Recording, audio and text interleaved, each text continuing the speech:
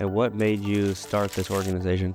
Uh, a lot of reasons. I'm just thinking about different things. A lot of reasons. I just thought that there was a need in the community that we could fulfill. I was led to this like a man of faith. I've been in several different systems myself and challenges as a youth. So I just was trying to take my life experiences and experiences of others, and we bring a group of people together that are like-minded, that believe and really want to serve this community.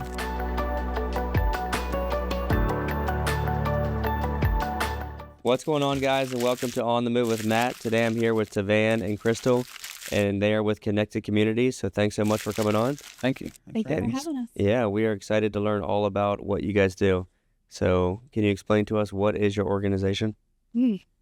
So Connected Communities is a community mental health agency. We're a nonprofit 501c3, and we provide mental health services in the community, including outpatient therapy and community-based services. We have programs in the schools for outpatient therapy, and then we also have community-based programming, including parent mentoring, KC Life Skills, which is a Department of Juvenile Justice service. And then we also have a residential deviation program for children, youth who are at risk of either entering into an acute hospitalization or juvenile detention or being placed in a residential treatment facility. So what is your role? We'll start with you. What is your role in the organization? So I'm the clinical director for Connected Communities, and I've been with Connected Communities since the beginning in 2017 when it was just a thought and just a concept and a vision. Started at her kitchen table. Okay. And so, Taven, you started it? Yes, I'm the CEO and founder. Like she said, we started in 2017. And do you kind of just oversee everything right now, or what is your role today? The executive director. So we oversee everything, to try to make sure that we're aligned with the mission and we're moving in the right direction. And what made you start this organization? A lot of reasons. I'm just thinking about different things. A lot of reasons. I just thought that there was a need in the community that we could fulfill. I was led to this like a man of faith. I've been in several different systems myself and challenges as a youth. So I just was trying to take my life experiences and experiences of others, and we bring a group of people together that are like-minded, that believe and really want to serve this community. And how do you become a part of it? Do the parents have to enroll the kids or apply, or how does that work? So we have a referral process. Typically our referrals come directly from either the family themselves as a self-referral. We also get referrals from Department of Social Services or Northwestern Community Services Board, or other community agencies that make referrals, schools, school counselors, principals, administration. And is each different? Do you have to be under 18 to enter into the program? No. So we serve as young as 3.5, depending on developmental age ability. Okay. And then up to, I think our oldest client we've had is in their 90s. Oh, wow. Mm-hmm. And you tailor the program to each individual differently?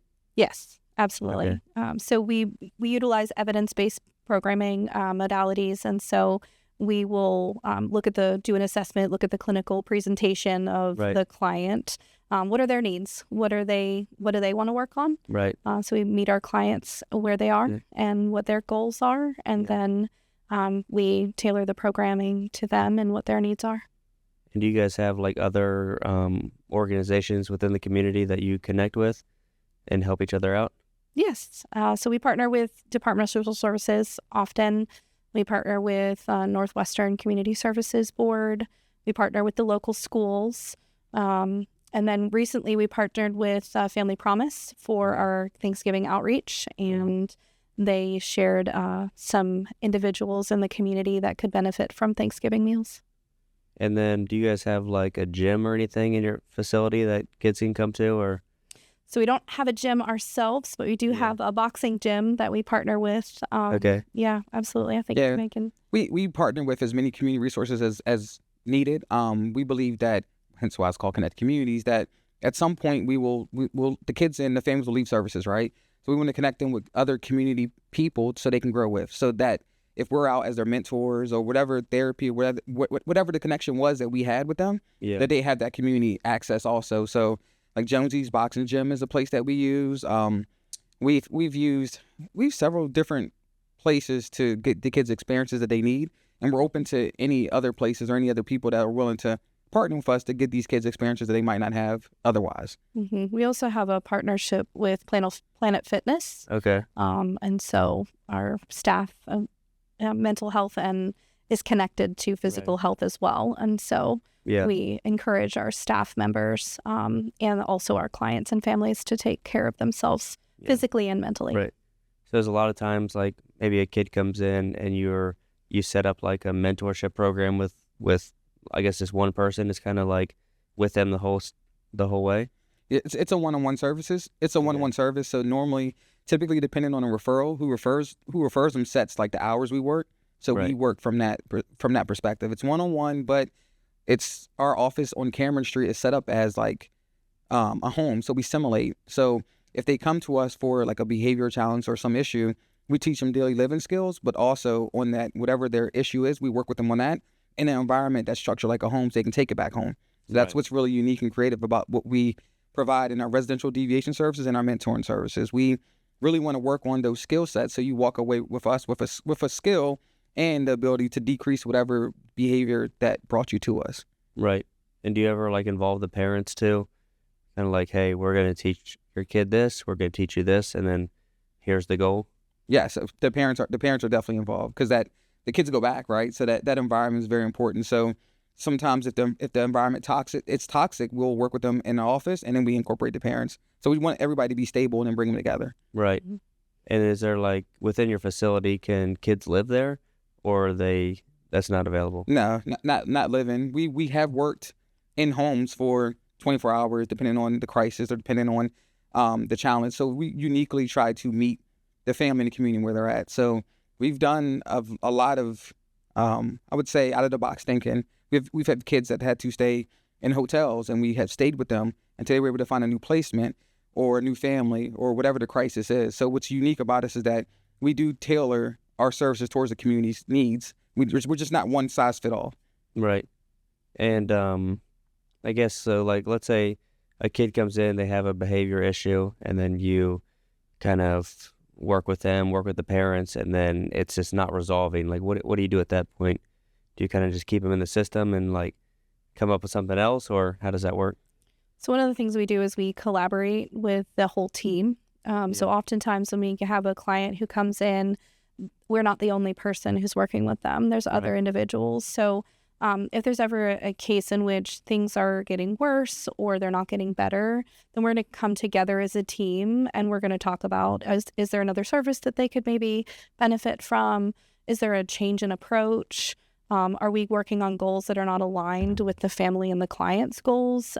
So we want to make sure that we are incorporating all of the things that could be beneficial to the client. And then so sometimes do adults, say somebody maybe 40, 50 just shows up and says, hey, I want you guys to help me to, get on the right path in life or whatever it may be. Mm-hmm. Yeah, absolutely. Yep. Yeah. We have adults and clients. Oftentimes we'll have referrals for children, and then the parents will come in and get individual therapy as well, and then we'll do family therapy as well as that. So. And how do you guys serve kids that don't have food at home? Is there different programs you have for that? Absolutely. So our community-based program, that's part of the program is life skills, right? Right. So they go shopping, they create a grocery list, they create meals, they plan and budget, and they participate in some of the shopping, and then even preparing the meals. So as Taven said, it's more of a family kind of setting, even though it's an individual service, and there's one-to-one with the client. They have the opportunity to practice those skills that they can then differentiate into their family environment. Okay. And then, all of our clinicians will have snacks available for clients when they come to their outpatient therapy appointments. Sometimes they will come after school and they may not have had dinner or, so they'll make sure that they have a snack available to them. And then we also have provided meals to families. We recently did an Thanksgiving outreach, and we do that frequently. And then in general, if we know of a family that's struggling, we'll do what we can to either connect them with resources or provide those if we're able. And do you guys have like a lot of big like donors in the community that help provide you money? We do. We do have some great donors. We have some. We would like more. Yeah. I Always more. mean, we would like to get in front of as many people as we can to talk about our mission. I think we've been so busy like doing the work that those aspects of what we do hasn't really been like, I don't know, publicized to the community per se. Right. We're just so client focused and staff focused that that's like what we need to do. But we would love to have more donors support.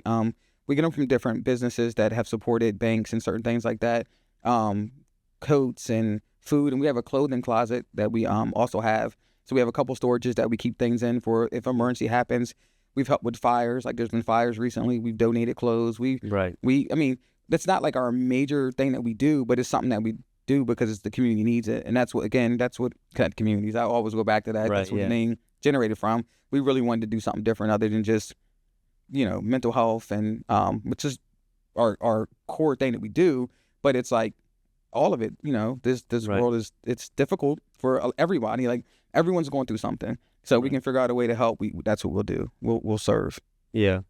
And do you have like some kids or maybe even adults that come to you and you're just really having a hard time getting them to open up and tell you like, how are you feeling? Maybe you're dealing with mental health or something. Mm-hmm. That's frequent, that it's difficult to share and be vulnerable. So building trust with a clinician is the Right. most important part. That's Yeah. the therapeutic relationship, that ability to build a trusting relationship with Yeah. your mentor or your therapist is so important. That's the foundation. And so that's part of our training at Connected Communities is teaching and helping to facilitate that trusting relationship. Right. And talking about confidentiality and maintaining confidentiality. The other thing that is really important is consistency. So showing up consistently for our clients and authenticity. So Right. showing up as Yeah. a clinician as your full authentic self gives the client the ability to show up as themselves as well. Yeah, because at home they might not have that constant person that's, always there for them, or Right. maybe they're being told, we'll do this, I'll be here for you, I'll pick you up, and they're not getting that. Right. So then they come to you, and now they already have that wall put up Mm-hmm. of like, I don't trust people. Yes. Yeah. So do you guys find it hard to gain that trust? Maybe in the younger kids it's easier than somebody that's 13, 14, 15? I think it's unique to the client and the background. So I've seen, younger children who have just as difficult of a time opening up as older people Right. because of their experiences with life. Yeah. And so when an individual experiences breaks or breaches in attachment at a young age, it makes it difficult for them to trust people. And Right. so some clients are able to open up early on, and some clients need a longer time to Right. develop that trusting relationship. And for the majority of our clients, they do eventually Right. open up Yeah. and trust and Yeah. receive And was it assistance. during like COVID and stuff like that, did you guys go through a lot of challenges with the business? I think it was. I- I mean, COVID for not to say in this way, but COVID was good for us for the fact that we had the ability to service and help more people. Because Right. during COVID, we uniquely had a place that there was another agency that couldn't keep the kids because they couldn't go back and forth in and out. So we opened up our doors and was able to help these kids with severe needs do their daily activities, and it just kept them on pace and it kept the families at a place where the kids were safe. We provided activities. We were very creative during COVID, and then from that time on, it kind of like took off from there. So we opened up in 2017, and Okay. COVID was right around there. We had to be very creative to serve the community. Right. Have you had any other like big challenges throughout from opening to now? I mean, usually every business has something. Yeah. So I think growth in Yeah. general is a challenge. Yeah. So learning and growing as an agency, as a leader. So we have grown. We grew 350% in a year during wow. COVID. Yeah. And so that growth, each new person and each new team and each new program presents new challenges. Right. Yeah. But that is, one of the values that we have is embracing change and learning and growing together. Right. And so because we have such a diverse team, Yeah. we have been able to talk very openly about those challenges and work together to fix them. Yeah. Um, Do you guys have a lot of team meetings and stuff every week to kind of all get on the same page with? Yeah, we just left one to come here. Okay. Yeah. We do. We get together a lot, and we do as a agency, and then we do like separately for each department that we have. It's just as important to communicate, and a lot of our clients are in crisis, so that communication is key. One person cannot support all the work that's out here, so if we don't communicate, it'd be a huge disservice to my staff and the community. Right. So we meet often.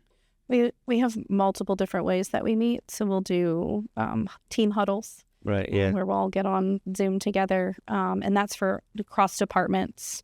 We have weekly group supervision for our team members.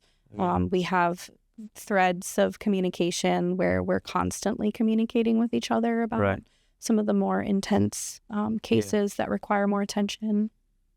And let's say somebody, like a listener out there, wants to support you guys. What can they do? Can they like a monthly donor, yearly? How does that work?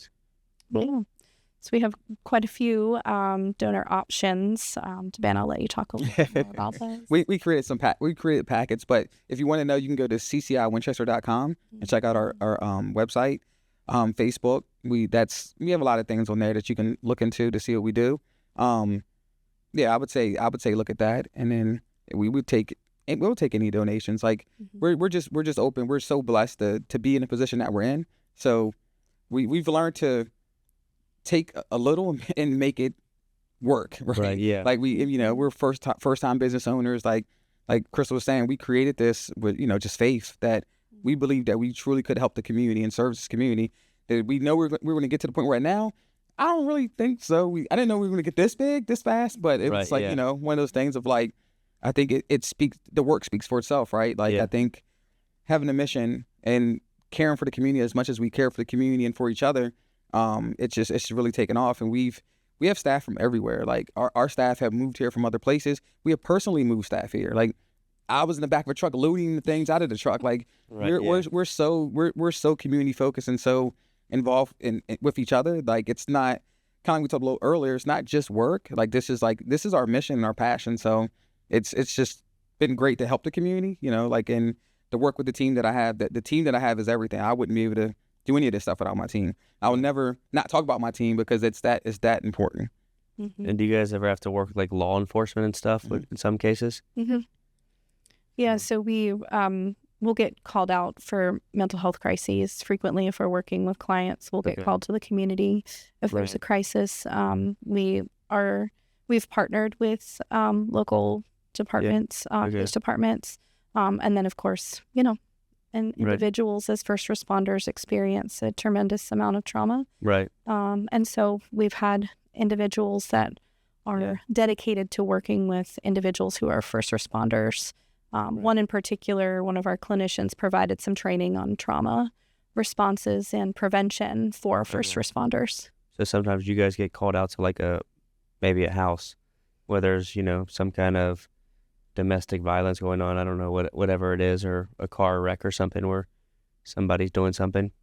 So typically it's a youth or a teen who's arguing with their parent or who's threatening to leave or who's engaging in physical aggression or verbal aggression or having some thoughts of harm, those kind of things. Well, it's for clients who have been established in our services and they're going through a crisis. And so that's an aspect of the programming that we have is crisis intervention. Right.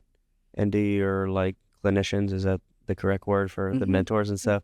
Do they kind of have take turns doing 24-hour calls, or are they ever off?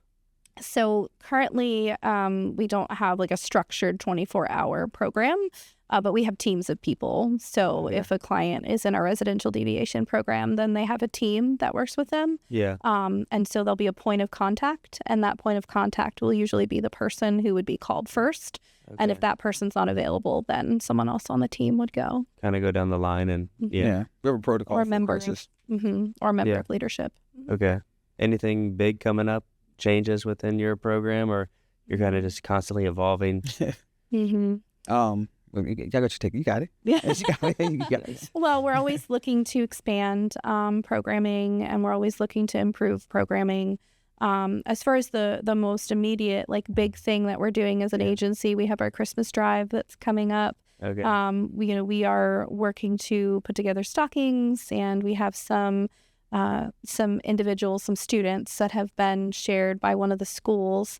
So we have their wish lists. Okay. So if anyone's interested in providing for clients or community members for Christmas, you can find that information on our social media or on our website as well. So you sign up and say, I want to do one family or this many people, and then you get the wish list? Mhm. Okay. Yep. Yeah, we also have an Amazon wish list. So that's shared on our social media and on our website as well. So if anyone wants to go to the Amazon wish list and order, I believe the deadline is next Wednesday. Oh, okay. So then, and then do you have to like order it and it gets shipped to you guys automatically, or you just get it and bring it in? Either way is fine, Yeah. but the address is on the Amazon wish list, so if you ship it to the address that's listed, it'll come to our office. Gotcha. And do you guys ever have like high school kids that are in sports and stuff like that, and you're kind of working with the coaches and kind of trying to be that steady person in their life? Absolutely. We have, so part of our programming, we sometimes will take kids to their sports and facilitate Okay. the drop off for that. But anyone that we have a release of information to talk to, Right. Yeah. that's a major person or mentor or teacher, it's different for different kids, right? Right, So yeah. depending on the situation, but if they're an important person to our client and we're able to incorporate them in the team, then yes, Right. we have worked with them. And we have funds too that help kids support them to get extracurricular activities. So like we sponsored a kid for Unique Hoops, and Chris Roan, who runs that, was open to us working together, and he works with us all the time to help support us in different things in the community also. So we have different funds and different things we do to help kids achieve things that they might not have the funds for, because staying community focused. Right. And I guess you're trying to teach those kids, like, let's do positive things, sports or music or whatever it is, to kind of keep on the right track and stay out of trouble. Yes, for sure. Yeah. Definitely encouraging extracurricular activities and connection socially. Right. So social connections are really important. And you guys are taking like clothes donations probably year round? Mm-hmm. Yes. So Clothes, shoes, we even have received infant items. So, we have a stroller, but also other things, cribs and things like that. So I never thought about that. Yeah, do families come to you and they're like, we're having a baby, but we don't have a rocking chair and a stroller, and you provide that? Absolutely. We have a high school student as well that we have been able to support. Oh, wow. Yes. Seems like you guys just help like everyone pretty much is kind of the goal. Yeah, as much as we can, right? As much as we can. Yeah. I mean, we will try. If we don't, we'll connect. Like we're not an agency that wants to keep it all right. We know that there's other agencies that could also help and service the community. Like we know it takes everyone to service this community, so we're not like trying to hoard everyone to come to us. Like our mission isn't to be as profitable as possible. Our mission is to touch as many lives as possible. So right, that's cultivating connection. Yep, that's it. Yeah. Is there like a waiting list of some people that want to get in your program, but you just don't have space? Currently, yes, we do have a waiting list at several of our locations. We are actively hiring, and we have multiple interviews every week. Okay. We also have some interns coming from Shenandoah University in the near future. Okay. So we have a vibrant education program where practicum and internship students will come from their programs, their counseling programs, and they will usually stay with us through their practicum and internship, and then they will go on to residency or supervision. And for your employees, are you able to provide like health care and stuff like that? Or is that kind of a challenge? No, we've been extremely blessed with that. We provide 401k. We have we have United right now. We have a lot of internal benefits too. We incentivize staff, like because we know it's important, right? Like I think you can't expect people to service the community and the needs that we see that we deal with, and the staff aren't being taken care of. So like we pay for supervision, we pay for a lot of different things to help growth within our internally with our staff, and I think that's been one of the reasons why we've grown so fast is that we really look out for the people that we work Right. with. And And you, do training programs as well. So Okay. if there's clinicians who want to be certified in something or take a training, then we'll okay. support that as well. And do you have to have like a certain degree to apply for the jobs that you guys offer? So for our community-based staff, there isn't a specific degree requirement for some of the programs. Some of them you have to be a qualified mental health professional. Okay. And so a human services field Yeah. bachelor's degree is the minimum for that, and some experience in the field. Yeah. For outpatient clinicians, you do have to have a master's degree in a human services field. Okay. And we take, as I said, through practicum internship. And then also we have some individuals who are in their residency or Yeah. supervisees in social work as well. Okay. Well, I appreciate you guys coming on today, and I've definitely learned a lot. Just one more time, let our listeners know if they want to get involved, what's the best way to do that? And I guess in any way. Yeah. So definitely if you're struggling with mental health concerns, social isolation, reach out. We want to be able to help. We want to pair you with the right clinician and the right program. And if you would like to support the agency, you can check out our website at www.cciwinchester.com, or you can see us on social media at Facebook and I believe Instagram. Perfect. Well, thanks for coming on, guys, and thanks for all you guys do for this area. Thank you. you. Thanks for having us. Yep. Thank you for having us.